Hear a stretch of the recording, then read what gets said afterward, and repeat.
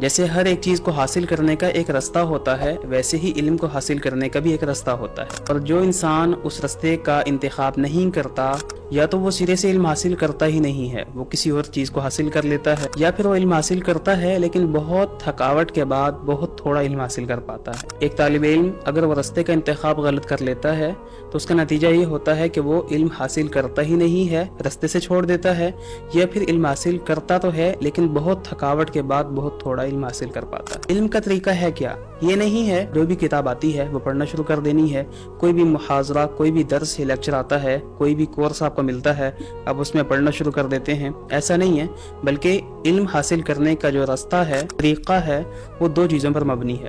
ان میں پہلا کیا ہے کہ ہر فن کا ایک متن حفظ کیا جائے، اور متن بھی وہ ہو کہ جو اہل فن کے ہاں معتمد ہے، معتبر ہے۔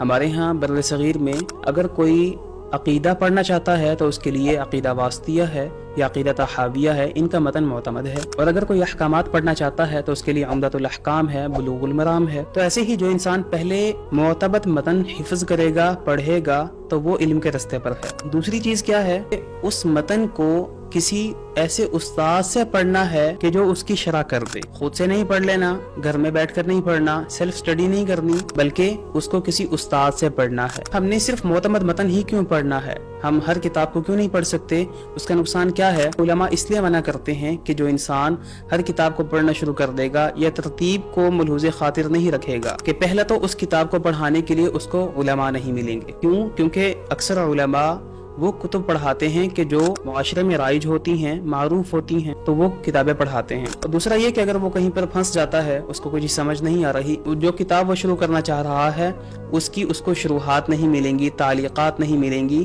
تو وہ انسان اپنا علم کا راستہ وہیں ترک کر دے گا اور چھوڑ دے گا۔